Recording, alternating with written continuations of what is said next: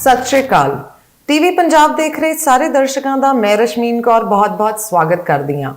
ਅੱਜ ਸਾਡੇ ਨਾਲ ਸਟੂਡੀਓ 'ਚ ਮੌਜੂਦ ਨੇ ਟੀਵੀ ਪੰਜਾਬ ਦੇ ਸੀਨੀਅਰ ਜਰਨਲਿਸਟ ਕੁਲਦੀਪ ਮਾਨ ਜੀ, ਜਿਨ੍ਹਾਂ ਨਾਲ ਅਸੀਂ ਚਰਚਾ ਕਰਾਂਗੇ ਕੈਨੇਡਾ ਦੀਆਂ ਵੱਧਦੀਆਂ ਸਮੱਸਿਆਵਾਂ ਬਾਰੇ, ਚਾਹੇ ਉਹ ਹਾਊਸਿੰਗ ਦੀ ਹੋਵੇ, ਚਾਹੇ ਇਨਫਲੇਸ਼ਨ ਦੀ ਹੋਵੇ ਜਾਂ ਇਮੀਗ੍ਰੇਸ਼ਨ ਦੀ ਹੋਵੇ। ਸਤਿ ਸ਼੍ਰੀ ਅਕਾਲ ਮਾਨ ਸਾਹਿਬ। ਸਤਿ ਸ਼੍ਰੀ ਅਕਾਲ ਜੀ ਰਸ਼ਮੀਨ ਜੀ, ਬਹੁਤ ਧੰਨਵਾਦ ਤੁਹਾਡਾ। ਮਾਨ ਸਾਹਿਬ, ਜਿਵੇਂ ਕਿ ਅਸੀਂ ਸਮੱਸਿਆਵਾਂ ਅੱਜ ਡਿਸਕਸ ਕਰ ਰਹੇ ਹਾਂ, ਸਭ ਤੋਂ ਪਹਿਲਾ ਮੁੱਦਾ ਹੁੰਦਾ ਇਮੀਗ੍ਰੇਸ਼ਨ ਦਾ। ਹਾਲਾਂਕਿ ਸ਼ੌਨ ਫਰੇਜ਼ਰ ਦੇ ਮੁਤਾਬਿਕ ਇਹ ਇੱਕ ਸਮੱਸਿਆ ਨਹੀਂ ਹੈ, ਬਲਕਿ ਸਮੱਸਿਆਵਾਂ ਦਾ ਹੱਲ ਹੈ। ਪਰ ਆਉਣ ਵਾਲੇ 5 ਸਾਲਾਂ ਵਿੱਚ 5 ਲੱਖ ਇਮੀਗ੍ਰੈਂਟਸ ਨੂੰ ਇੱਥੇ ਬੁਲਾਉਣਾ ਤੇ ਕੈਨੇਡਾ ਦੇ ਅੱਜ ਦੇ ਹਾਲਾਤ ਜੇ ਆਪਾਂ ਦੇਖੀਏ ਤਾਂ ਕਿਸ ਤਰ੍ਹਾਂ ਦੀਆਂ ਪ੍ਰੋਬਲਮਸ ਜਿਹੜੀਆਂ ਨੇ ਉਹ ਫੇਸ ਕੀਤੀਆਂ ਜਾ ਸਕਦੀਆਂ ਆਉਣ ਵਾਲੇ ਟਾਈਮ 'ਚ। ਇਹ ਇਮੀਗ੍ਰੇਸ਼ਨ ਜੋ ਹੈ ਰਸ਼ਮੀਨ, ਉਹ ਕੈਨੇਡਾ ਦਾ ਇੱਕ ਰੈਗੂਲਰ ਫੀਚਰ ਹੈ ਬਹੁਤ ਸਾਰੇ ਸਮੇਂ ਤੋਂ, ਕਿਉਂਕਿ ਇੱਥੇ ਜਿਹੜੀ ਇੱਥੋਂ ਦਾ ਏਰੀਆ ਹੈਗਾ, ਜਿਹੜਾ ਜੋਗ੍ਰਾਫੀਕਲ ਏਰੀਆ ਹੈ ਕੈਨੇਡਾ ਦਾ, ਉਹ ਬਹੁਤ ਵੱਡਾ ਹੈ। ਉਹਨੂੰ ਹੈਂਡਲ ਕਰਨ ਲਈ ਬਹੁਤ ਇੱਕ ਵੱਡੀ ਸਾਡੀ ਪਾਪੂਲੇਸ਼ਨ ਦੀ ਲੋੜ ਹੈ, ਵਰਕਫੋਰਸ ਦੀ ਵੀ ਲੋੜ ਹੈ, ਤੇ ਇਸ ਕਰਕੇ ਇਮੀਗ੍ਰੇਸ਼ਨ ਹੁੰਦੀ ਹੈ ਇੱਥੇ। ਤੇ ਜਿਵੇਂ ਤੁਸੀਂ ਦੱਸਿਆ ਕਿ ਇੱਕ ਸਾਲ ਦੇ ਵਿੱਚ 1 ਲੱਖ ਬੰਦਾ, ਆਉਂਦੇ 5 ਸਾਲ 'ਚ 5 ਲੱਖ ਬੰਦਾ ਆਉਣਾ ਹੈਗਾ। ਪਰ ਉਹ ਦੇਖਣੇ ਵਾਲੀ ਗੱਲ ਹੈ ਕਿ ਕੀ ਅਸੀਂ ਉਸ ਲੈਵਲ ਦੀਆਂ 5 ਲੱਖ ਨਵੇਂ ਲੋਕਾਂ ਲਈ ਫੈਸਿਲਿਟੀਜ਼ ਵੀ ਰੇਜ਼ ਕਰ ਰਹੇ ਹਾਂ ਕਿ ਨਹੀਂ, ਕਿਉਂਕਿ ਹੁਣ ਦੀ ਸਥਿਤੀ ਇਹ ਹੈ, ਨਵੇਂ ਲੋਕਾਂ ਦਾ ਆਉਣਾ ਤਾਂ ਅਲੱਗ, ਹੁਣ ਹੀ ਲੋਕ ਇਹ ਬੜਾ ਮਹਿਸੂਸ ਕਰ ਰਹੇ ਨੇ ਕਿ ਅੰਨ੍ਹੇਵਾਹ ਇਮੀਗ੍ਰੇਸ਼ਨ ਇੱਕ ਤਰੀਕੇ ਦੀ ਹੋ ਰਹੀ ਹੈ, ਉਹਦੇ ਲਈ ਫੈਸਿਲਿਟੀਜ਼ ਰੇਜ਼ ਨਹੀਂ ਹੋ ਰਹੀਆਂ। ਸਰਵਿਸ ਸੈਕਟਰ ਬੁਰੀ ਤਰ੍ਹਾਂ ਪ੍ਰਭਾਵਿਤ ਹੋ ਰਿਹਾ। ਲੋਕਾਂ ਨੂੰ ਲੰਬੀਆਂ ਕਤਾਰਾਂ 'ਚ, ਜਿਹੜਾ ਕਿ ਇੱਥੇ ਦਾ ਫੀਚਰ ਨਹੀਂ ਸੀ, ਇੱਕ ਜਿਹੜਾ ਡਿਵੈਲਪਡ ਕੰਟਰੀ ਸੋਰਟ ਆਫ ਹੁੰਦਾ ਹੈ, ਉਹਦੇ 'ਚ ਇੱਕ ਫੀਚਰ ਨਹੀਂ ਹੁੰਦਾ ਕਿ ਤੁਹਾਨੂੰ ਲਾਈਨਾਂ 'ਚ ਘੰਟਿਆਂ ਬੱਧੀ ਖੜ੍ਹਨਾ ਪਵੇ ਇੱਕ ਸਰਵਿਸ ਲੈਣ ਲਈ। ਤੇ ਉਹਦੇ ਨਾਲ ਜੇ ਆਪਾਂ ਹੈਲਥ ਦੇਖੀਏ, ਹੈਲਥ ਇੱਕ ਮੁੱਢਲੀ ਜਿਹੜੀ ਲਾਈਫ ਦਾ ਆਸਪੈਕਟ ਹੈ, ਉਹਦੇ 'ਚ ਹੁਣ ਹਾਲਾਤ ਇਹ ਨੇ ਕਿ ਹਜ਼ਾਰਾਂ ਨਹੀਂ ਲੱਖਾਂ ਲੋਕੀ ਐਸੇ ਨੇ ਜਿਨ੍ਹਾਂ ਕੋਲ ਫੈਮਿਲੀ ਡਾਕਟਰ ਨਹੀਂ ਹੈਗੇ, ਜਿਹਦੇ ਕਰਕੇ ਉਹਨਾਂ ਦੀ ਜੇ ਕੋਈ ਸਿਹਤ 'ਚ ਕੋਈ ਦਿੱਕਤ ਆ ਜਾਂਦੀ ਹੈ, ਉਹ ਕਿੱਥੇ ਜਾਣ, ਕੋਈ ਉਹਨਾਂ ਕੋਲ ਸਾਧਨ ਨਹੀਂ। ਇਸ ਕਰਕੇ ਜਿਹੜੀ ਕੁਆਲਿਟੀ ਆਫ ਲਾਈਫ ਇਮੀਗ੍ਰੇਸ਼ਨ ਨਾਲ ਪ੍ਰਭਾਵਿਤ ਹੋ ਰਹੀ ਹੈ। ਇਮੀਗ੍ਰੇਸ਼ਨ ਹੋਣੀ ਚਾਹੀਦੀ ਹੈ, ਇਸ ਕੰਟਰੀ ਨੂੰ ਚਾਹੀਦੀ ਹੈ, ਪਰ ਉਹਦੇ ਲਈ ਕੀ ਇਨਫਰਾਸਟ੍ਰਕਚਰ ਰੇਜ਼ ਕਰਨਾ ਟਾਈਮ ਟੂ ਟਾਈਮ, ਉਹ ਬਹੁਤ ਜ਼ਰੂਰੀ ਹੈ ਜੀ।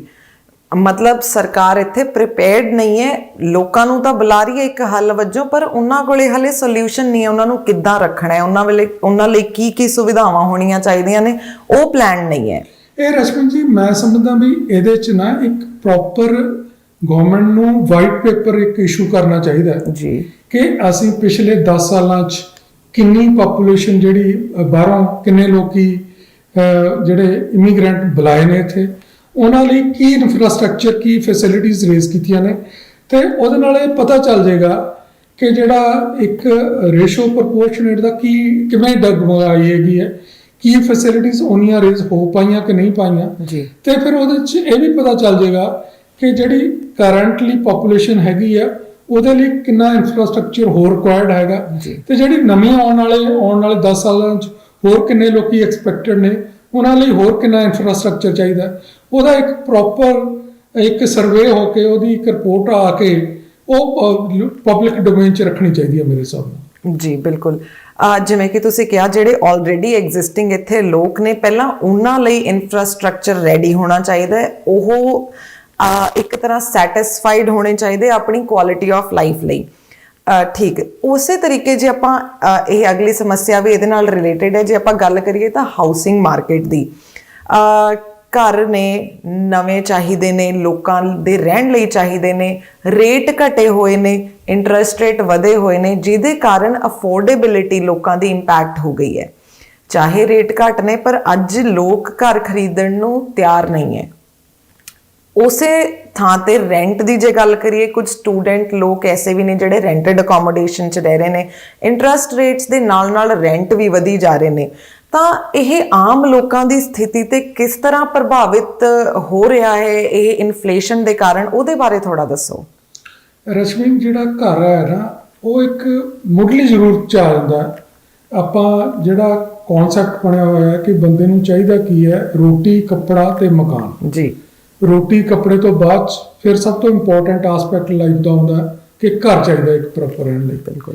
ਤੇ ਮਾਈਗ੍ਰੈਂਟ ਲੋਕਾਂ ਦਾ ਇਹ ਹਮੇਸ਼ਾ ਹੀ ਸੁਪਨਾ ਹੁੰਦਾ ਕਿ ਉਹ ਘਰ ਜ਼ਰੂਰ ਪ੍ਰਾਇੋਰਟੀ ਤੇ ਬਣਾਉਣ ਜਦੋਂ ਵੀ ਉਹ ਅਫੋਰਡ ਕਰ ਸਕਦੇ ਨੇ। ਜੀ ਪਰ ਅਨਫੋਰਚੂਨੇਟਲੀ ਜੇ ਜਿਵੇਂ ਆਪਾਂ ਬ੍ਰਿਟਿਸ਼ ਕੋਲੰਬੀਆ 'ਚ ਬੈਠੇ ਇੱਥੇ ਗੱਲ ਕਰ ਰਹੇ ਹਾਂ, ਜੀ ਹਾਲਾਂਕਿ ਸਲਾਈਟਲੀ ਜਿਵੇਂ ਤੁਸੀਂ ਦੱਸਿਆ ਘਰਾਂ ਦੀਆਂ ਕੀਮਤਾਂ ਡਾਊਨ ਆਈਆਂ ਨੇ, ਪਰ ਅੱਜ ਵੀ ਲੋਕਾਂ ਦੀ ਅਫੋਰਡੇਬਿਲਟੀ ਨਹੀਂ ਬਣ ਰਹੀ ਜੀ। ਹਾਲੇ ਵੀ, ਕਿਉਂਕਿ ਇਨਫਲੇਸ਼ਨ ਦਰਾਂ ਉਨੀਆਂ ਵੱਧ ਗਈਆਂ। ਲੋਕੀ ਦੇਖਦੇ ਨੇ ਕਿ ਜੇ 50 ਸਾਲ ਦੀਆਂ ਕਿਸ਼ਤਾਂ ਵੀ ਹੋ ਜਾਣਗੀਆਂ ਤੇ ਇੰਨੀ 5000 ਜਾਂ 6000 ਡਾਲਰ ਜਿਹੜੀ ਮੰਥਲੀ ਕਿਸ਼ਤ ਹੋਏਗੀ ਉਹ ਅਸੀਂ ਕਿਵੇਂ ਦਵਾਂਗੇ? ਕਿਉਂਕਿ ਜਿਹੜੀ ਇਨਫਲੇਸ਼ਨ ਆ ਉਹ ਕੱਲੀ ਘਰਾਂ ਦੀ ਕਿਸ਼ਤ ਨਹੀਂ ਅਸੀਂ ਦੇਣੀ, ਅਸੀਂ ਗਰੋਸਰੀ ਵੀ ਲੈਣੀ ਹੈ, ਅਸੀਂ ਟਰਾਂਸਪੋਰਟੇਸ਼ਨ ਤੇ ਵੀ ਸਾਡਾ ਖਰਚਾ ਹੈ, ਹੋਰ ਖਰਚੇ ਨੇ। ਤੇ ਜਿਹੜੇ ਮਾਈਗ੍ਰੈਂਟ ਲੋਕ ਨੇ ਉਹਨਾਂ ਨੇ ਆਪਣੇ ਕੰਟਰੀ ਵੀ ਵਿਜ਼ਿਟ ਕਰਨਾ ਹੁੰਦਾ, ਬਹੁਤ ਸਾਰੇ ਜਿਹੜੇ ਆਸਪੈਕਟ ਆਫ ਲਾਈਫ ਹੁੰਦੇ ਨੇ। ਤੋ ਇਸ ਕਰਕੇ ਅਫੋਰਡੇਬਿਲਟੀ ਨਹੀਂ ਬਣ ਪਾ ਰਹੀ ਲੋਕਾਂ ਦੀ। ਹਾਲਾਂਕਿ ਸਲਾਈਟਲੀ ਜਿਹੀਆਂ ਕੀਮਤਾਂ ਚਲੋ ਘਟ ਗਈਆਂ, ਉਹਦੇ ਕਰਕੇ ਹੋ ਕੀ ਰਿਹਾ ਕਿ ਇੱਥੇ ਜਿਹੜਾ ਇੱਕ ਘਰ ਦੀ ਕੀਮਤ ਆ ਜਿਹੜੀ ਉਹ $1 ਮਿਲੀਅਨ ਪਲੱਸ ਹੈਗੀ ਹੈ ਜੀ। ਜੇ ਆਪਾਂ ਯੂਨਿਟਸ ਨੂੰ ਛੱਡ ਦਈਏ ਇੰਡੀਪੈਂਡੈਂਟ ਘਰ ਦੀ। ਹਾਲਾਂਕਿ ਇਹੀ ਘਰ ਜਿਹੜਾ ਉਸ ਜਿਹੜਾ ਪੋਟੈਂਸ਼ੀਅਲ ਦਾ ਘਰ ਆ ਓਡਾ ਵੱਡਾ, ਉਹ ਐਲਬਰਟਾ ਸਟੇਟ 'ਚ $2 ਮਿਲੀਅਨ ਦਾ ਆ ਰਿਹਾ ਜੀ। ਤਾਂ ਉਹਦਾ ਨਤੀਜਾ ਕੀ ਹੋ ਰਿਹਾ ਹੈ ਕਿ ਬਹੁਤ ਸਾਰੇ ਲੋਕੀ ਇੱਥੋਂ ਮਾਈਗ੍ਰੇਟ ਹੋ ਰਹੇ ਨੇ ਐਲਬਰਟਾ ਸਟੇਟ 'ਚ। ਇੱਕ ਪਿੱਛੇ ਅੰਕੜਾ ਆਇਆ ਪਿਛਲੇ ਹਫ਼ਤੇ ਹੀ ਕਿ 2021 ਤੇ 22 ਇੱਕ ਸਾਲ ਦੇ ਵਿੱਚ 28,000 ਤੋਂ ਜ਼ਿਆਦਾ ਲੋਕੀ ਇੱਥੋਂ ਬ੍ਰਿਟਿਸ਼ ਕੋਲੰਬੀਆ ਸਟੇਟ ਤੋਂ ਮਾਈਗ੍ਰੇਟ ਹੋ ਕੇ ਐਲਬਰਟਾ ਸਟੇਟ ਚਲੇ ਗਏ ਨੇ, just because of this problem ਕਿ ਇੱਥੇ ਘਰਾਂ ਦੀ ਅਫੋਰਡੇਬਿਲਟੀ ਦੀ। ਤੇ ਦੂਜੀ ਗੱਲ ਤੁਸੀਂ ਕੀਤੀ ਰੈਂਟਲ ਮਾਰਕੀਟ ਦੀ। ਜਿਹੜੇ ਲੋਕਾਂ ਕੋਲ ਘਰ ਨਹੀਂ ਹੈਗੇ, ਉਹਨਾਂ ਨੇ ਆਫ ਕੋਰਸ ਰੈਂਟ ਤੇ ਰਹਿਣਾ ਹੈਗਾ, ਉਹਨਾਂ ਨੂੰ ਬਹੁਤ ਸਾਰੀ ਦਿੱਕਤ ਇਸ ਕਰਕੇ ਆ ਰਹੀ ਹੈ ਕਿਉਂਕਿ ਘਰਾਂ ਦੇ ਮਾਲਕਾਂ ਨੇ ਮਜਬੂਰਨ, ਇਹ ਕੋਈ ਉਹਨਾਂ ਦਾ ਵੀ ਸ਼ੌਕ ਨਹੀਂਗਾ, ਕਿਉਂਕਿ ਹਾਊਸ ਟੈਕਸ ਬਹੁਤ ਹੋ ਗਿਆ, ਇਨਫਲੇਸ਼ਨ ਬਹੁਤ ਹੋ ਗਈ, ਸਰਵਿਸਿਜ਼ ਜਿਹੜੀਆਂ ਨੇ ਚਾਹੇ ਇਲੈਕਟ੍ਰਿਸਿਟੀ ਹੈ, ਵਾਟਰ ਸਪਲਾਈ ਹੈ, ਹੋਰ ਸਰਵਿਸਿਜ਼ ਨੇ, ਉਹਨਾਂ ਦੇ ਕੀਮਤਾਂ ਬਹੁਤ ਵੱਧ ਗਈਆਂ। ਤਾਂ ਮਜਬੂਰਨ ਉਹਨਾਂ ਨੂੰ ਜਿਹੜੇ ਹੈਗੇ ਨੇ ਘਰਾਂ ਦੀਆਂ ਜਿਹੜੇ ਰੈਂਟ ਨੇ ਉਹ ਵਧਾਉਣੇ ਪਏ ਨੇ। ਇਸ ਕਰਕੇ ਜਿਹੜੇ ਲੋਕਾਂ ਦੀ ਅਫੋਰਡੇਬਿਲਟੀ ਬਹੁਤ ਘਟ ਗਈ ਹੈ। ਤਾਂ ਉਹਨਾਂ ਨੂੰ ਜਿਹੜੇ ਹਾਲੇ ਪੱਕੇ ਵੀ ਨਹੀਂ ਹੋਏ ਲੋਕੀ, ਉਹਨਾਂ ਨੂੰ ਇਹ ਲੱਗਦਾ ਇੱਥੇ ਜੇ ਅਸੀਂ ਆਏ ਹਾਂ ਐਜੂਕੇਸ਼ਨ ਲਈ ਹੈ ਤੇ ਅਸੀਂ ਇੱਥੋਂ ਜਦੋਂ ਵੀ ਸਾਡਾ ਲੱਗੇ ਅਸੀਂ ਹੋਰ ਸਟੇਟ 'ਚ ਚਲੇ ਜਾਈਏ ਤਾਂ ਕਿ ਸਾਡੀ ਉੱਥੇ ਘਰ ਵੀ ਲੈ ਲਈਏ ਜਾ ਕੇ, ਅਸੀਂ ਪ੍ਰੋਪਰ ਘੱਟ ਕਿਰਾਏ ਤੇ ਰਹਿ ਵੀ ਸਕੀਏ ਜੀ। ਇਹ ਇੰਪੈਕਟ ਹੋ ਰਿਹਾ ਸਾਰਾ ਜੀ। ਤੇ ਇਹ ਕਹਿਣਾ ਜਾਇਜ਼ ਹੋਏਗਾ ਕਿ ਇਹ ਕੋਵਿਡ ਤੋਂ ਬਾਅਦ ਹੋਣ ਵਾਲਾ ਫਾਈਨੈਂਸ਼ੀਅਲ ਕ੍ਰਾਈਸਿਸ ਜੋ ਹੈ ਇਹ ਇੱਕ ਮੇਜਰ ਸਮੱਸਿਆ ਵਿੱਚੋਂ ਇੱਕ ਹੈ ਕੈਨੇਡਾ ਲਈ, ਜਿਸ ਕਾਰਨ ਨਾ BC ਨੰਬਰ 1 ਸਟੇਟ ਬਣ ਪਾ ਰਿਹਾ ਹੈ, ਨਾ ਹੀ ਕਿਸੇ ਦੀ ਅਫੋਰਡੇਬਿਲਿਟੀ ਵੱਧ ਰਹੀ ਹੈ।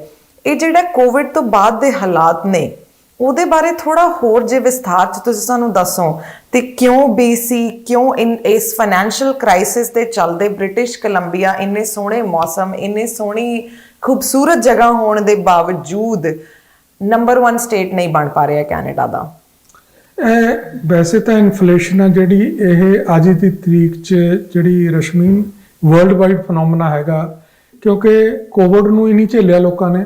ਉਸ ਤੋਂ ਬਾਅਦ ਰਸ਼ੀਆ ਯੂਕਰੇਨ ਜਿਹੜੀ ਵਾਰ ਹੋਈ ਹੈ ਉਹਦੇ 'ਚ ਜਿਹੜਾ ਕੁਝ ਤਰ੍ਹਾਂ ਯੂਕਰੇਨ ਨੂੰ ਜਾਂ ਕਾਫੀ ਕੰਟਰੀ ਕੈਨੇਡਾ ਵੀ ਸਪੋਰਟ ਕਰ ਰਿਹਾ, ਉਹਦੇ 'ਚ ਵੀ ਬਹੁਤ ਸਾਰੇ ਰਿਸੋਰਸਿਸ ਜਾ ਰਹੇ ਨੇ।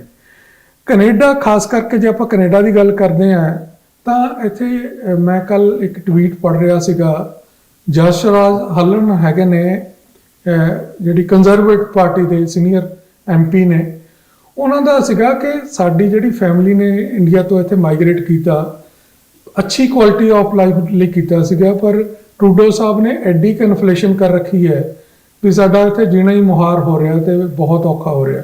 ਚਲੋ ਉਹਨਾਂ ਦਾ ਇੱਕ ਆਪੋਜੀਸ਼ਨ ਪਾਰਟੀ ਦੇ ਲੀਡਰ ਦੇ ਤੌਰ ਤੇ ਨਜ਼ਰੀਆ ਹੋ ਸਕਦਾ, ਪਰ ਅਸੀਂ ਸਾਰੇ ਲੋਕੀ ਦੇਖਦੇ ਹਾਂ ਵੀ ਇਨਫਲੇਸ਼ਨ ਬਹੁਤ ਜ਼ਿਆਦਾ, ਕੁਆਲਿਟੀ ਆਫ ਲਾਈਫ ਜਿਹੜੀ ਬਹੁਤ ਬੁਰੀ ਤਰ੍ਹਾਂ ਪ੍ਰਭਾਵਿਤ ਹੋਈ ਹੈ। ਲੋਕ ਆਪਣੀ ਗਰੋਸਰੀ ਜਿਹੜੀ ਕਰਦੇ ਨੇ ਉਹਦੇ 'ਚ ਲੋਕਾਂ ਨੂੰ ਸੈਕਰੀਫਾਈਸ ਕਰਨਾ ਪੈ ਰਿਹਾ ਹੈ ਕਿ ਕੀ ਲਈਏ ਕੀ ਛੱਡੀਏ, ਹਰ ਵਾਰੀ ਇਹ ਹੋ ਰਿਹਾ। ਘਰਾਂ ਦੀ ਆਪਾਂ ਗੱਲ ਕੀਤੀ ਹੈ, ਘਰਾਂ ਦੀਆਂ ਕੀਮਤਾਂ ਇੰਨੀਆਂ ਜ਼ਿਆਦਾ ਨੇ। ਤੇ ਜੇ ਆਪਾਂ ਬ੍ਰਿਟਿਸ਼ ਕੋਲੰਬੀਆ ਸੂਬੇ ਦੀ ਗੱਲ ਕਰੀਏ ਤਾਂ ਕੰਟਰੀ 'ਚ ਤਾਂ ਪੂਰੇ 'ਚ ਇਨਫਲੇਸ਼ਨ ਹੈ ਹੀ ਹੈ। ਬ੍ਰਿਟਿਸ਼ ਕੋਲੰਬੀਆ 'ਚ ਉਸ ਤੋਂ ਵੀ ਜ਼ਿਆਦਾ ਇਨਫਲੇਸ਼ਨ ਹੈ। ਇੱਥੇ ਤੁਸੀਂ ਜੇ ਗੈਸ ਦੀ ਪ੍ਰਾਈਸਿਸ ਦੀ ਗੱਲ ਕਰੋ ਤਾਂ ਬਾਕੀ ਸਟੇਟਾਂ ਦੇ ਮੁਕਾਬਲੇ ਤੁਸੀਂ ਦੇਖੋਗੇ 20-25 ਸੈਂਟ ਹਮੇਸ਼ਾ ਜ਼ਿਆਦਾ ਹੀ ਰਹਿੰਦਾ ਹੈ ਜਿਹੜੀ ਗੈਸ ਦੀਆਂ ਫਿਊਲ ਦੀਆਂ ਪ੍ਰਾਈਸਿਸ ਨੇ। ਉਹਦੇ ਨਾਲ ਕੀ ਹੋ ਰਿਹਾ, ਟਰਾਂਸਪੋਰਟੇਸ਼ਨ ਦੇ ਖਰਚੇ ਵੱਧ ਰਹੇ ਨੇ।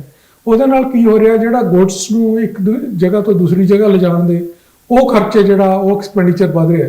ਉਹਦੇ ਕਰਕੇ ਸਾਰੀ ਇਨਫਲੇਸ਼ਨ ਜਿਹੜੀ ਓਵਰਆਲ ਵੱਧ ਰਹੀ ਹੈ। ਤੋ ਐਡਾ ਖੂਬਸੂਰਤ ਜਿਹੜਾ ਕੁਦਰਤ ਦਾ ਕਰਿਜ਼ਮਾ ਹੈਗਾ ਬ੍ਰਿਟਿਸ਼ ਕੋਲੰਬੀਆ ਸੂਬਾ, ਤੇ ਉਸ ਤੋਂ ਇਲਾਵਾ ਜਿਹੜਾ ਸਟ੍ਰੈਟੇਜਿਕਲੀ ਐਡਾ ਇੰਪੋਰਟੈਂਟ ਕਿ ਅਮਰੀਕਾ ਨਾਲ ਬਿਲਕੁਲ ਇਹਦਾ ਬਾਰਡਰ ਲੱਗਦਾ ਹੈਗਾ।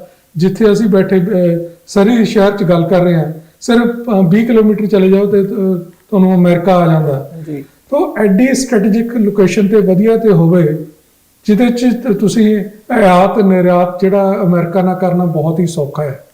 ਉਸ ਦੇ ਬਾਵਜੂਦ ਇਹ ਮਹਿੰਗਾ ਹੈ।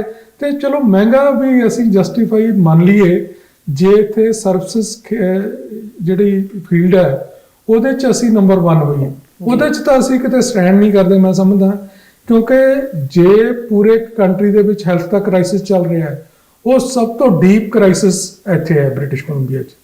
ਜੇ ਬਾਕੀ ਜਗ੍ਹਾ ਇਨਫਰਾਸਟ੍ਰਕਚਰ ਦੀ ਗੱਲ ਹੈ ਤਾਂ ਇੱਥੇ ਅਸੀਂ ਜੇ ਸ਼ਹਿਰੀ ਸ਼ਹਿਰ 'ਚ ਦੇਖਦੇ ਹਾਂ, ਪਹਿਲੀ ਗੱਲ ਤਾਂ ਹਸਪੀਟਲ ਇੱਕ ਹੈ, ਦੂਸਰਾ ਹਸਪੀਟਲ ਅਸੀਂ ਸੁਣ ਰਹੇ ਹਾਂ ਪਿਛਲੇ 7-8 ਸਾਲ ਤੋਂ ਆ ਰਿਹਾ, ਪਤਾ ਨਹੀਂ ਕਦੋਂ ਆ ਰਿਹਾ, ਕਦੋਂ ਬਣੇਗਾ, ਕਦੋਂ ਡੈਡੀਕੇਟ ਹੋਏਗਾ। ਰੋਡਸ ਤੇ ਕੰਜੈਸ਼ਨ ਦੇਖ ਲਓ, ਪਰ ਜਿਹੜੀ ਪਬਲਿਕ ਪਾਰਕਸ ਦੀ ਤੁਸੀਂ ਦੇਖ ਲਓ ਦੁਰਦਸ਼ਾ ਜੋ ਹੋਈ ਹੈ। ਸੜਕਾਂ ਦੀ ਕੁਆਲਿਟੀ ਦੇਖ ਲਓ, ਲੋਕਾਂ ਨੂੰ ਲੱਗਦਾ ਸੀ ਕਿ ਨਵਾਂ ਮੇਅਰ ਨਵੀਂ ਕੌਂਸਲ ਆਏਗੀ ਉਹਦੇ ਨਾਲ ਸ਼ਾਇਦ ਕੋਈ ਕੁਆਲਿਟੀ ਸੁਧਰ ਜੇ। ਟੈਕਸ ਤਾਂ ਅਸੀਂ ਇੰਨਾ ਲਈ ਜਾ ਰਹੀ ਹੈ ਬ੍ਰਿਟਿਸ਼ ਕੋਲੰਬੀਆ ਜਿਹੜੀ ਗਵਰਨਮੈਂਟ ਹੈ, ਉਹਦਾ ਰਿਵਾਰਡ ਕਿੱਥੇ ਹੈ, ਉਹ ਕਿਤੇ ਨਜ਼ਰ ਨਹੀਂ ਆ ਰਿਹਾ ਜੀ। ਬਿਲਕੁਲ ਮਾਨ ਸਾਹਿਬ, ਇਹ ਤਾਂ ਆਪਾਂ ਨੂੰ ਲੱਗ ਰਿਹਾ ਪਤਾ ਹੈ ਕਿ ਇੱਥੇ ਕਿਤੇ ਨਾ ਕਿਤੇ ਸਰਕਾਰ ਦੀ ਵੀ ਕੁਝ ਕਮੀ ਰਹਿ ਗਈ ਹੈ, ਜਿਸ ਕਾਰਨ ਅਸੀਂ ਇਸ ਤਰ੍ਹਾਂ ਦੀਆਂ ਸਮੱਸਿਆ ਵਿੱਚੋਂ ਗੁਜ਼ਰ ਰਹੇ ਹਾਂ। ਜੇ ਨਾਲ ਹੀ ਗੱਲ ਕਰੀਏ, ਇੱਕ ਹੋਰ ਮੁੱਦਾ ਹੈ ਜੋ ਕਿ ਹੈ ਇਮੀਗ੍ਰੇਸ਼ਨ ਤੋਂ ਰਿਲੇਟਡ। ਆਪਾਂ ਪਹਿਲਾਂ ਗੱਲ ਕੀਤੀ ਕਿ ਇੰਨੇ ਲੱਖਾਂ ਦੀ ਤਾਦਾਦ 'ਚ ਲੋਕਾਂ ਨੂੰ ਇੱਥੇ ਮਾਈਗ੍ਰੇਟ ਕੀਤਾ ਜਾ ਰਿਹਾ ਹੈ, ਇੱਥੇ ਬੁਲਾਇਆ ਜਾ ਰਿਹਾ ਹੈ ਕਿ ਆਓ ਤੁਸੀਂ ਇੱਥੇ ਪੜ੍ਹੋ, ਕੰਮ ਕਰੋ, ਵਸੋ, ਰਾਈਟ। ਪਰ ਫਿਰ ਵੀ ਇੱਕ ਐਸੀ ਪ੍ਰੋਬਲਮ ਹੈ ਜੋ ਕਿ ਹੈ ਕਾਮਿਆਂ ਦੀ ਕਮੀ, ਸ਼ਾਰਟੇਜ ਆਫ ਲੇਬਰ। ਅੱਜ ਵੀ ਕੈਨੇਡਾ ਵਿੱਚ ਇੰਨੇ ਲੋਕਾਂ ਦੇ ਮਾਈਗ੍ਰੇਟ ਹੋਣ ਤੋਂ ਬਾਅਦ ਕਾਮਿਆਂ ਦੀ ਕਮੀ ਹੈ। ਉਹਦਾ ਕੀ ਕਾਰਨ ਹੈ? ਐਸਾ ਕੀ ਹੈ ਕਿ ਇੰਪਲੋਇਮੈਂਟ ਨਹੀਂ ਮਿਲ ਰਹੀ ਹੈ ਲੋਕਾਂ ਨੂੰ? ਇਹਦੇ 'ਚ ਸਰਕਾਰਾਂ ਦੀ ਮੈਂ ਕਮੀ ਕਹੂੰਗਾ ਰਸ਼ਮੀ। ਉਹਦੇ 'ਚ ਤੁਸੀਂ ਦੇਖੋ ਵੀ ਐਡਾ ਕੁਦਰਤ ਦਾ ਕਰਿਸ਼ਮਾ, ਐਡੀ ਵਧੀਆ ਖੂਬਸੂਰਤ ਸਟੇਟ ਹੋਵੇ ਤੇ ਸਾਡੇ ਕੋਲ ਜਿਹੜਾ ਲੋਅਰ ਮੇਨਲੈਂਡ ਆਪਾਂ ਕਹਿੰਦੇ ਆ ਜੀ, ਉਹ ਐਗਰੀਕਲਚਰ ਫਰੈਂਡਲੀ ਐਡਾ ਵਧੀਆ ਫਰਟਾਈਲ ਲੈਂਡ ਵੀ ਹੈਗੀ ਹੈ ਤੇ ਲੋਕੀ ਇੱਥੇ ਆਉਂਦੇ ਨੇ, ਆ ਕੇ ਵਸਣਾ ਚਾਹੁੰਦੇ ਨੇ। ਪਰ ਕੀ ਅਸੀਂ ਉਹਨਾਂ ਨੂੰ ਇੱਥੇ ਵਸਣ ਲਈ ਉਦਾਂ ਦੇ ਸੁਵਿਧਾ ਕ੍ਰੀਏਟ ਕੀਤੀ ਹੋਈ ਹੈ? ਉਹ ਨਹੀਂ ਅਸੀਂ ਕਰ ਪਾਏ। ਜਿਹੜਾ ਇਹ ਹੈ ਬ੍ਰਿਟਿਸ਼ ਕੋਲੰਬੀਆ ਸੂਬਾ, ਉਹਦੇ ਮੱਦੇਨਜ਼ਰ ਇੱਕ ਟ੍ਰਾਂਜ਼ਿਟ ਪੁਆਇੰਟ ਮੈਂ ਸਮਝੂਗਾ ਬਣ ਕੇ ਰਹਿ ਗਿਆ ਕਿ ਲੋਕੀ ਆਉਂਦੇ ਨੇ, ਐਜੂਕੇਸ਼ਨ ਇੱਥੋਂ ਲੈਂਦੇ ਨੇ, ਜਿਹੜੀ ਸਕਿੱਲ ਟ੍ਰੇਨਿੰਗ ਸਕਿੱਲ ਡਿਵੈਲਪਮੈਂਟ ਇੱਥੇ ਕੀਤੀ ਤੇ ਜਾ ਕੇ ਡਿਲੀਵਰ ਕਿਤੇ ਹੋਰ ਸੂਬੇ 'ਚ ਕੀਤਾ। ਅਸੀਂ ਇੰਡੀਆ ਤੋਂ ਬ੍ਰੇਨ ਡਰੇਨ ਦੀ ਗੱਲ ਕਰਦੇ ਹਾਂ, ਇਹ ਵਿਦਨ ਕੰਟਰੀ ਜਿਹੜਾ ਬ੍ਰੇਨ ਡਰੇਨ ਹੋ ਰਿਹਾ ਹੈ ਕਿ ਕੈਨੇਡਾ ਦੇ ਇੱਕ ਸੂਬੇ ਬ੍ਰਿਟਿਸ਼ ਕੋਲੰਬੀਆ 'ਚ ਲੋਕੀ ਸਕਿੱਲ ਡਿਵੈਲਪਮੈਂਟ ਕਰਦੇ ਨੇ, ਐਜੂਕੇਸ਼ਨ ਲੈਂਦੇ ਨੇ, ਇਸ ਤੋਂ ਬਾਅਦ ਹੋਰ ਸੂਬਿਆਂ 'ਚ ਚਲੇ ਜਾਂਦੇ ਨੇ। ਜਿਵੇਂ ਮੈਂ ਤੁਹਾਨੂੰ ਪਹਿਲਾਂ ਵੀ ਉਹ ਦੱਸਿਆ ਕਿ 28,000 ਲੋਕੀ ਇੱਕ ਪਰਟੀਕੂਲਰ ਸਟੇਟ 'ਚ ਇੱਥੋਂ 1 ਸਾਲ 'ਚ ਜਿਹੜੇ ਮਾਈਗ੍ਰੇਟ ਹੋ ਗਏ ਨੇ। ਤੋ ਇਸ ਕਰਕੇ ਜਦੋਂ ਲੋਕੀ ਇੱਥੇ ਅਫੋਰਡੇਬਿਲਟੀ ਉਹਨਾਂ ਨੂੰ ਲੱਗਦਾ ਨਹੀਂ ਹੈਗੀ, ਘਰ ਨਹੀਂ ਬਣਾ ਸਕਦੇ ਲੌਂਗ ਰਨ 'ਚ, ਉਹਨਾਂ ਨੂੰ ਲੱਗਦਾ ਇੱਥੇ ਰਹਿਣਾ ਵਾਜਬ ਨਹੀਂ। ਫਿਰ ਇਹ ਹੈ ਜਿਹੜਾ ਅਲਬਰਟਾ ਸਟੇਟ ਆ ਸਾਡੇ ਬਿਲਕੁਲ ਉਹ ਨੇਬਰਿੰਗ ਸਟੇਟ ਹੈ ਜੀ, ਉਹਦੇ 'ਚ ਟੈਕਸਸ ਵੀ ਆਲ ਓਵਰ ਘੱਟ ਨੇ, ਸਾਰੇ ਹਰ ਚੀਜ਼ ਦੇ ਟੈਕਸਸ ਘੱਟ ਨੇ। ਅਰਨਿੰਗਸ ਇੱਥੇ ਜਿੰਨੀਆਂ ਹੀ ਨੇ ਜਾਂ ਇਸ ਤੋਂ ਥੋੜ੍ਹੀਆਂ ਸਲਾਈਟਲੀ ਜ਼ਿਆਦਾ ਵੀ ਹੋ ਸਕਦੀਆਂ ਨੇ ਮੈਂ ਸਮਝਦਾ। ਹਾਲਾਂਕਿ ਵੈਦਰ ਉੱਥੇ ਥੋੜਾ ਜਿਹਾ ਇੱਥੇ ਨਾਲੋਂ ਮਾੜਾ ਚੱਲਣਾ ਪੈਂਦਾ ਲੋਕਾਂ ਨੂੰ ਜੀ, ਉੱਥੇ ਸਨੋਫਾਲ ਜ਼ਿਆਦਾ ਹੁੰਦੀ ਹੈ। ਪਰ ਉਸ ਦੇ ਬਾਵਜੂਦ ਲੋਕਾਂ ਨੂੰ ਲੱਗਦਾ ਹੈ ਕਿ ਜੇ ਇੱਥੇ ਰਹਿ ਕੇ ਭੁੱਖੇ ਮਰਨ ਨਾਲੋਂ ਤਾਂ ਸਾਨੂੰ ਚੰਗਾ ਵੀ ਉੱਥੇ ਅਸੀਂ ਰੱਜ ਕੇ ਰੋਟੀ ਮਿਲੇਗੀ ਤੇ ਉੱਥੇ ਜਾ ਕੇ ਰਹੀਏ ਜੀ। ਤਾਂ ਇਸ ਕਰਕੇ ਬ੍ਰੇਨ ਡਰੇਨ ਹੋ ਰਿਹਾ, ਵਰਕਰ ਦੀ ਕਮੀ ਇਸ ਕਰਕੇ ਵੀ ਲੋਕੀ ਆਉਂਦੇ ਨੇ, ਰਹਿੰਦੇ ਨੇ ਤੇ ਚਲੇ ਜਾਂਦੇ ਨੇ। ਕੋਈ ਇੱਥੇ ਇਹਨੂੰ ਪਰਮਾਨੈਂਟ ਆਪਣਾ ਰਹਿਣ ਦਾ ਇੱਕ ਜ਼ਰੀਆ ਨਹੀਂ ਬਣਾ ਰਿਹਾ ਜੀ।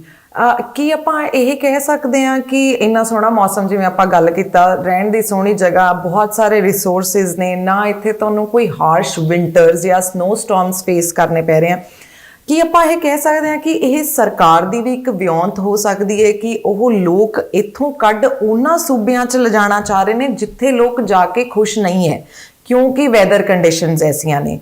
ਕੀ ਉਹ BC ਦੇ ਲੋਕਾਂ ਨੂੰ ਮਜਬੂਰ ਕਰ ਰਹੇ ਨੇ ਕਿ ਤੁਸੀਂ ਜਾ ਕੇ ਦੂਜੇ ਸੂਬਿਆਂ ਵਿੱਚ ਰਹੋ, ਘੱਟ ਟੈਕਸਿਸ ਤੇ ਰਹੋ, ਪਰ ਉਹਨਾਂ ਨੂੰ ਵੀ ਪੋਪੂਲੇਟ ਕਰੋ? ਇਹ ਦੇਖੋ, ਜੇ ਇਹ ਪਾਲਿਸੀ ਹੋਵੇ ਤਾਂ ਇਹਨੂੰ ਇਸ ਤਰੀਕੇ ਟੈਕਲ ਨਹੀਂ ਕੀਤਾ ਜਾ ਸਕਦਾ ਰਸ਼ਮੀਨ।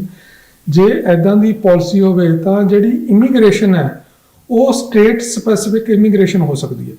ਜੇ ਫਾਰ ਐਗਜ਼ਾਮਪਲ ਆਪਾਂ 1 ਲੱਖ ਲੋਕੀ ਕੈਨੇਡਾ ਨੇ ਬੁਲਾਉਣਾ ਹੈਗਾ ਵਿਦੇਸ਼ਾਂ ਤੋਂ 1 ਸਾਲ ਦੇ ਵਿੱਚ, ਤਾਂ ਇਹ 1 ਲੱਖ ਤੋਂ ਉਹ ਨਿਰਧਾਰਿਤ ਕਰ ਸਕਦੇ ਨੇ ਕਿ ਇਹਦੇ 'ਚ ਸਿਰਫ ਇਸ ਸਾਲ 'ਚ 10,000 ਲੋਕੀ ਜਿਹੜੇ ਨੇ ਬ੍ਰਿਟਿਸ਼ ਕੋਲੰਬੀਆ ਜਾਣਗੇ, ਬਾਕੀ 90,000 ਲੋਕੀ ਇਹਨਾਂ ਸਟੇਟਾਂ 'ਚ ਜਾਣਗੇ। ਪਰ ਐਸਾ ਤਾਂ ਕੁਝ ਨਹੀਂ ਹੋ ਰਿਹਾ ਜੀ। ਇਹ ਮੈਂ ਸਮਝਦਾ ਸਟੇਟ ਦਾ ਹੀ ਜਿਹੜਾ ਹੈਗਾ ਇਹ ਨਲਾਇਕੀ ਕਹਿ ਲਓ, ਉਹਨਾਂ ਦੀ ਇਹ ਕਹਿ ਲਓ ਵੀ ਉਹਨਾਂ ਦੀ ਦੂਰ ਦ੍ਰਿਸ਼ਟੀ ਨਹੀਂ ਹੈਗੀ, ਜਾਂ ਇਹ ਸਮਝਦੇ ਆ ਵੀ ਜਿਹੜਾ, ਹਾਲਾਂਕਿ ਮੈਂ ਦੇਖਿਆ ਜਦੋਂ ਦੇ ਇਹ ਡੇਵਿਡ ਏਬੀ ਬਣੇ ਨੇ ਪ੍ਰੀਮੀਅਰ, ਉਹ ਕਾਫੀ ਸਾਰੀਆਂ ਐਫਰਟਸ ਕਰ ਰਹੇ ਨੇ, ਬਹੁਤ ਸਾਰੇ ਇਨੀਸ਼ੀਏਟਿਵ ਲੈ ਕੇ ਹੈਲਥ ਨੂੰ ਵੀ ਸੁਧਾਰਨ ਦੀ ਕੋਸ਼ਿਸ਼ ਕਰ ਰਹੇ ਨੇ। ਪਰ ਪਿਛਲੇ ਸਮੇਂ 'ਚ ਇਹ ਕੋਈ ਓਵਰਨਾਈਟ ਸਮੱਸਿਆ ਜਿਹੜੀ ਨਹੀਂ ਬਣੀ ਹੈਗੀ। ਬਿਲਕੁਲ ਪਿਛਲੇ ਸਮੇਂ 'ਚ ਜਿਹੜੇ 15-20 ਸਾਲ 'ਚ ਮੈਂ ਸਮਝਦਾ ਜਿਹੜਾ ਪਾਪੂਲੇਸ਼ਨ ਨੂੰ ਲੈ ਕੇ ਜਿਹੜਾ ਉਹਦਾ ਆਉਣ ਦਾ ਜਿੰਨਾ ਪੋਟੈਂਸ਼ੀਅਲ ਸੀਗਾ, ਉਹਨੂੰ ਲੈ ਕੇ ਉਹ ਕੰਮ ਨਹੀਂ ਹੋਇਆ ਉਸ ਲੈਵਲ ਦਾ, ਤਾਂ ਕਰਕੇ ਸਮੱਸਿਆਵਾਂ ਆ ਰਹੀਆਂ ਨੇ। ਤੇ ਉਹ ਜਿਹੜੀ ਤੁਸੀਂ ਗੱਲ ਕੀਤੀ ਨਾ ਵੀ ਜਿਹੜੀ ਗਵਰਨਮੈਂਟ ਦੀ ਸਟ੍ਰੈਟਜੀ ਹੋ ਸਕਦੀ ਹੈ ਵੀ ਲੋਕਾਂ ਨੂੰ ਹੋਰ ਜਗ੍ਹਾ ਪਾਪੂਲੇਟ ਕੀਤਾ ਜਾਵੇ, ਜੇ ਇਹ ਸਟ੍ਰੈਟਜੀ ਹੈਗੀ ਹੈ ਤਾਂ ਇਹ ਵੇ ਆਊਟ ਠੀਕ ਨਹੀਂ ਹੈਗਾ। ਉਹਦੇ ਲਈ ਜਿਹੜੀ ਨਵੇਂ ਇਮੀਗ੍ਰੈਂਟਸ ਨੇ ਉਹਨਾਂ ਨੂੰ ਉੱਥੇ ਅਬਜ਼ੌਰਬ ਕਰਨਾ ਚਾਹੀਦਾ ਜੀ। ਪਿਛਲੇ ਕੁਝ ਟਾਈਮ ਤੋਂ ਇਮੀਗ੍ਰੇਸ਼ਨ 'ਚ ਵੀ ਇਦਾਂ ਦੀਆਂ ਨਿਊਜ਼ ਆ ਰਹੀਆਂ ਸੀ ਜਿਹਦੇ ਵਿੱਚ ਕਿਹਾ ਜਾ ਰਿਹਾ ਸੀ ਕਿ ਜੇ ਅਫੋਰਡੇਬਿਲਿਟੀ ਘੱਟ ਹੈ ਤਾਂ ਸਰੀ ਬਰੈਂਪਟਨ ਇਲਾਕੇ ਨੂੰ ਛੱਡ ਕੇ ਹੋਰ ਜਗ੍ਹਾ ਤੇ ਵੀ ਫੈਲੋ। ਇਦਾਂ ਦੀ ਇੱਕ ਮੈਂ ਨਿਊਜ਼ ਪੜ੍ਹੀ ਸੀ ਜਿਸ ਤੋਂ ਕਿ ਮੇਰਾ ਇਹ ਸਵਾਲ ਉੱਠਿਆ, ਟੂ ਬੀ ਓਨੈਸਟ, ਹੋ ਸਕਦਾ ਕਿ ਸਟ੍ਰੈਟਜੀ ਨਾ ਵੀ ਹੋਵੇ। ਪਰ ਜਿਵੇਂ ਕਿ ਆਪਾਂ ਇਹ ਸਮੱਸਿਆਵਾਂ ਹੁਣ ਇੱਥੇ ਸਾਂਝੀਆਂ ਕਰ ਲਈਆਂ ਨੇ, ਜੇ ਮਾਨ ਸਾਹਿਬ ਤੁਸੀਂ ਕੁਝ ਰਾਏ ਦੇਣਾ ਚਾਹੋ, ਤੁਹਾਡੇ ਹਿਸਾਬ ਨਾਲ ਕੀ ਕੀਤਾ ਜਾ ਸਕਦਾ ਐਸਾ ਕਿ ਇਹਨਾਂ ਵੱਧਦੀਆਂ ਪ੍ਰੋਬਲਮਸ ਨੂੰ ਕਾਬੂ 'ਚ ਕੀਤਾ ਜਾਵੇ? ਜਿਵੇਂ ਮੈਂ ਜ਼ਿਕਰ ਕੀਤਾ ਪਹਿਲਾਂ, ਤਾਂ ਵਾਈਟ ਪੇਪਰ ਗਵਰਨਮੈਂਟ ਨੂੰ ਇੱਕ ਪ੍ਰੋਡਿਊਸ ਕਰਨਾ ਚਾਹੀਦਾ ਜ਼ਰੂਰ, ਪਾਰਲੀਮੈਂਟ 'ਚ ਉਹ 'ਚ ਡਿਸਕਸ਼ਨ ਹੋਣੀ ਚਾਹੀਦੀ ਹੈ ਕਿ ਪਿਛਲੇ ਸਮੇਂ 'ਚ 10 ਸਾਲਾਂ 'ਚ ਕਿੰਨੀ ਕੁ ਜਿਹੜੀ ਮਾਈਗ੍ਰੇਸ਼ਨ ਹੋਈ ਇੱਥੇ, ਇਮੀਗ੍ਰੈਂਟਸ ਕਿੰਨੇ ਆਏ ਤੇ ਉਹਨਾਂ ਲਈ ਕੀ ਜਿਹੜਾ ਇਨਫਰਾਸਟ੍ਰਕਚਰ ਕ੍ਰੀਏਟ ਕੀਤਾ ਗਿਆ। ਤੇ ਦੂਸਰਾ, ਜਿਹੜੀ ਇਮੀਗ੍ਰੇਸ਼ਨ ਫਿਊਚਰ 'ਚ ਹੋਣੀ ਹੈ ਉਹਦੇ ਲਈ ਕੀ ਪਲਾਨ ਆ, ਕਿੰਨੇ ਕੁ ਲੋਕਾਂ ਨੂੰ ਜਿਹੜਾ ਅਕੋਮੋਡੇਸ਼ਨ ਕੀਤਾ ਜਾਣਾ, ਉਹਨਾਂ ਕਿੰਨੇ ਕੁ ਰਿਕੁਆਇਰਡ ਨੇ, ਲੋਕੀ ਕਿੰਨਿਆਂ ਨੂੰ ਬੁਲਾਇਆ ਜਾਣਾ, ਕੀ ਉਹਨਾਂ ਲਈ ਆਪਾਂ ਚਾਹੀਦਾ ਹੈਗਾ, ਉਹ ਸਾਰਾ ਕਰਨਾ ਬਹੁਤ ਜ਼ਰੂਰੀ ਹੈ। ਨਹੀਂ ਤਾਂ ਇਹ ਕੰਟਰੀ ਜਿਹੜਾ ਹੈਗਾ, ਲੋਕੀ ਦੇਖੋ ਬਹੁਤ ਸਾਰੀਆਂ ਅਸੀਂ ਖਬਰਾਂ ਸੁਣਦੇ ਹਾਂ ਵੀ ਧੜ ਲੋਕੀ, ਖਾਸ ਕਰਕੇ ਆਪਣੇ ਇੰਡੀਅਨ ਮੂਲ ਦੇ ਲੋਕ ਹੈਗੇ ਆ, ਉੱਥੋਂ ਬਹੁਤ ਸਾਰੇ ਲੋਕੀ ਆ ਰਹੇ ਨੇ, ਆਉਣਾ ਚਾਹੁੰਦੇ ਨੇ। ਬਹੁਤ ਸਾਰੇ ਲੋਕੀ ਐਸੇ ਵੀ ਨੇ ਜੋ ਅੱਜ ਦੀ ਤਰੀਕ 'ਚ ਕੈਨੇਡਾ ਛੱਡ ਕੇ ਵਾਪਸ ਇੰਡੀਆ ਜਾ ਕੇ ਬਸਣਾ ਚਾਹੁੰਦੇ ਨੇ, ਜਾਂ ਜਾ ਰਹੇ ਨੇ, ਜਾਂ ਫਿਊਚਰ 'ਚ ਜਾ ਸਕਦੇ ਨੇ। ਇਸ ਕਰਕੇ ਕਿ ਹੈਲਥ ਕ੍ਰਾਈਸਿਸ ਬਹੁਤ ਵੱਡਾ ਹੋ ਗਿਆ ਜੀ, ਇਸ ਕਰਕੇ ਕਿ ਇਨਫਲੇਸ਼ਨ ਬਹੁਤ ਵੱਡੀ ਹੋ ਗਈ, ਤੇ ਲੋਕਾਂ ਨੂੰ ਲੱਗਦਾ ਕਿ ਜਿਹੜੇ ਅਸੀਂ ਮਿਹਨਤਾਂ ਮੁਸ਼ੱਕਤਾਂ ਕਰਕੇ ਇੱਥੇ ਰਿਸੋਰਸਿਸ ਜਨਰੇਟ ਕੀਤੇ ਨੇ ਜੀ, ਫਾਰ ਐਗਜ਼ਾਮਪਲ ਘਰ ਬਣਾਇਆ, ਇੱਥੇ ਉਹਦੀ $1 ਮਿਲੀਅਨ ਵਰਥ ਹੈਗੀ ਹੈ, ਉਹਦਾ ਜੇ ਇੰਡੀਅਨ ਕਰੰਸੀ ਚ ਲਾ ਕੇ ਦੇਖੀਏ ਰਫਲੀ ਤਾਂ 6 ਕਰੋੜ ਰੁਪਈਆ ਉਹਦਾ ਬਣਦਾ ਹੈਗਾ। ਅਗਲੇ ਨੂੰ ਲੱਗਦਾ 6 ਕਰੋੜ ਰੁਪਏ 'ਚ ਤਾਂ ਇੰਡੀਆ 'ਚ ਅਸੀਂ ਬਹੁਤ ਹੀ ਵਧੀਆ ਕੁਆਲਿਟੀ ਲਾਈਫ ਜੀ ਸਕਦੇ ਹਾਂ, ਇੱਕ ਘਰ ਵੀ ਲੈ ਸਕਦੇ ਹਾਂ, ਪਲੱਸ ਜਿਹੜਾ ਉਹਦੇ 'ਚੋਂ ਰਿਸੋਰਸਿਸ ਬਚਣਗੇ, ਬਾਕੀ ਜਿਹੜਾ ਬਚਣਗੇ ਪੈਸੇ, ਉਹਦੇ ਨਾਲ ਬਿਨਾਂ ਕੰਮ ਕੀਤੇ ਹੀ ਬਹੁਤ ਵਧੀਆ ਇੱਕ ਕੁਆਲਿਟੀ ਲਾਈਫ ਜੀ ਜਾ ਸਕਦੀ ਹੈ।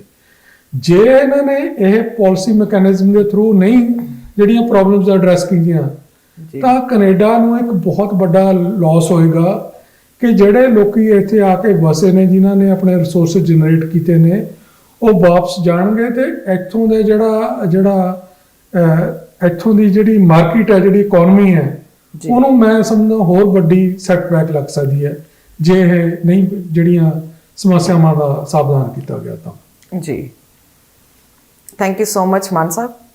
ਅੱਜ ਦੇ ਸਾਡੇ ਸਵਾਲ ਬਸ ਇੰਨੇ ਹੀ ਨੇ। ਜੇ ਤੁਸੀਂ ਕੁਝ ਹੋਰ ਕਹਿਣਾ ਚਾਹੋ ਤਾਂ ਬਿਲਕੁਲ you are more than welcome. ਨਹੀਂ, ਮੇਰੇ ਹਿਸਾਬ ਨਾਲ ਆਪਾਂ ਸਮਝਦੇ ਹਾਂ ਵੀ ਸਾਰਾ ਕੁਝ ਡਿਸਕਸ ਕਰ ਲਿਆ ਹੈਗਾ ਜੀ। ਤੇ ਅਗਲੀ ਵਾਰੀ ਜਦੋਂ ਆਪਾਂ ਨੈਕਸਟ ਜੁੜਾਂਗੇ ਜੀ। ਤਾਂ ਇਹਨਾਂ ਸਮੱਸਿਆਵਾਂ ਨੂੰ ਵੀ ਅੱਗੇ ਦੇਖਾਂਗੇ ਹੋਰ ਕੀ ਹੋ ਸਕਦਾ ਜੀ। ਤੇ ਅਸੀਂ ਹੋਰ ਵੀ ਇਸ਼ੂ ਲੈ ਕੇ ਲੋਕਾਂ ਨਾਲ ਰੂਬਰੂ ਹੋਵਾਂਗੇ। ਬਿਲਕੁਲ। ਤੇ ਜਿਵੇਂ ਕਿ ਮਾਨ ਸਾਹਿਬ ਨੇ ਕਿਹਾ, ਸਾਡੇ ਅੱਜ ਦੇ ਇਸ ਐਪੀਸੋਡ ਵਿੱਚ ਬਸ ਇੰਨਾ ਹੀ। ਤੁਸੀਂ ਸਾਰੀਆਂ ਸਮੱਸਿਆਵਾਂ ਬਾਰੇ ਜਾਣ ਲਿਆ ਹੈ, ਤੁਹਾਨੂੰ ਪਤਾ ਹੈ ਕੀ ਸੋਲੂਸ਼ਨ ਹੋ ਸਕਦੇ ਨੇ। ਜੇ ਤੁਹਾਡੀਆਂ ਐਸੀਆਂ ਕੋਈ ਪ੍ਰੋਬਲਮਸ ਨੇ ਤਾਂ ਸਾਨੂੰ ਸਕਰੀਨ ਤੇ ਦਿੱਤੇ ਈਮੇਲ ਤੇ ਲਿਖਣਾ ਨਾ ਭੁੱਲਿਓ। ਅਤੇ ਦੇਸ਼ ਵਿਦੇਸ਼ ਦੀਆਂ ਤਾਜ਼ੀਆਂ ਖਬਰਾਂ ਲਈ ਤੁਸੀਂ ਦੇਖਦੇ ਰਹਿਣਾ ਟੀਵੀ ਪੰਜਾਬ।